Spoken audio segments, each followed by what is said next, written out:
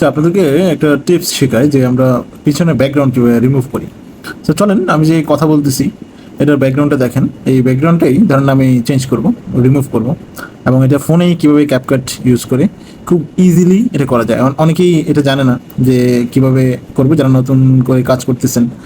So আমি recently কয়েকটা মানে ব্যাকগ্রাউন্ড রিমুভ করা ভিডিও দিয়েছি, অনেকে আমাকে টেক্সট করেছে। সো আমি দেখিয়ে দিচ্ছি আপনাদেরকে, আশা করি উপকার আসবে। সো প্রথমেই আমরা ক্যাপকাটে যাব। সো আমরা যদি ক্যাপকাটে যাই, দেখেন আপনি যে ব্যাকগ্রাউন্ডটা করবেন ওইটা আপনি আগে থেকে ঠিক করে রাখবেন।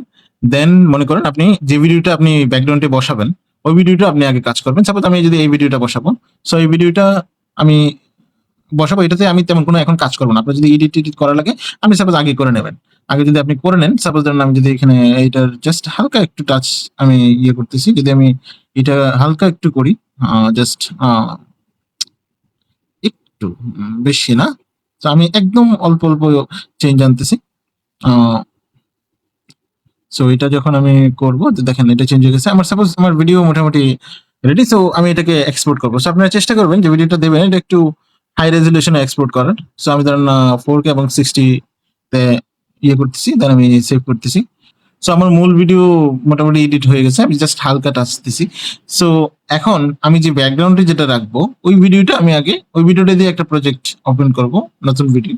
সো আমার এখানে অলরেডি দেওয়া আছে যে আমি সাপোজ আমার একটা পডকাস্ট রুম ব্যাকগ্রাউন্ডে রাখবো, সাপোজ এটা। সো আমার আগে একটু করা ছিল, সো আমি ওটাকে আমি ডিলিট করে দিচ্ছি। এখন দেখেন এটা হলো মূল ভিডিওটা, এখন এখানের সাপোজ এটা জাস্ট একটা ব্যাকগ্রাউন্ড, ঠিক আছে? এটা হলো ব্যাকগ্রাউন্ড, আপনি নতুন যে আছে ওইটা করবেন। দেন এটা হলো ব্যাকগ্রাউন্ড, আপনার আমার এখানে একটা টেক্সট আছে, ওইটা থাকবে, সমস্যা নেই। এখন আপনি কি করবেন, এই যে ব্যাকগ্রাউন্ডের উপরে আপনি জাস্ট একটা ওভারলে অ্যাড করবেন। সো অ্যাড ওভারলেতে আমরা যাব। সো অ্যাড ওভারলেতে আমরা কি করব, আমি যে ভিডিওটা আমি এখানে দিতে চাচ্ছি, সাপোজ ব্যাকগ্রাউন্ড রিমুভ করতে চাচ্ছি, ওই ভিডিওটা আমি এখানে বসাবো। দেখেন আমি এটা বসাইছি এখানে। সো আমার পিছনে কিন্তু ব্যাকগ্রাউন্ড আছে।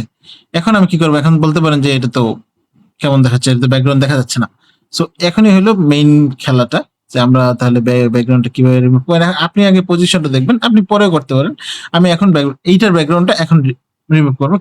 ক্যাপকাটে আপনি যাবেন, সাপোজ আপনি ক্যাপকাটে এদিকে যাবেন, এদিকে যাওয়ার পর দেখবেন রিমুভ বিজি লেখা আছে ব্যাকগ্রাউন্ড, এটাতে আপনি ক্লিক করবেন, দেন অটো রিমুভাল দেবেন।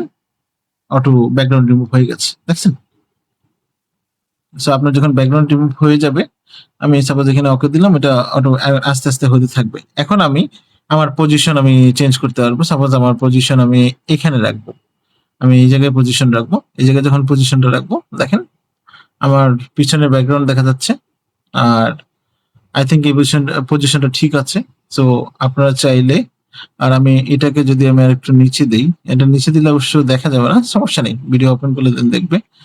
সো রিমুভ, ব্যাকগ্রাউন্ড রিমুভ ডান। সো আপনারা দেখেন আমার কিন্তু ব্যাকগ্রাউন্ড রিমুভ হয়ে গেছে। সো বাকিটুকু আমি বন্ধ করে দেবো। সো দেখেন ইজিলি আমার ব্যাকগ্রাউন্ড রিমুভ হয়ে গেছে। এখন আমি আপনাদেরকে একটা টিপস শেখাই যে আমরা পিছনে ব্যাকগ্রাউন্ড কিভাবে, ব্যাকগ্রাউন্ড রিমুভ হয়ে গেছে। সো দ্যাটস ইট, খুব ইজি। তারপরে যদি না বোঝেন আমাকে পার্সোনালি মেসেজ দিতে পারেন, আমি আরেকটু বুঝিয়ে দেবো, নো প্রবলেম।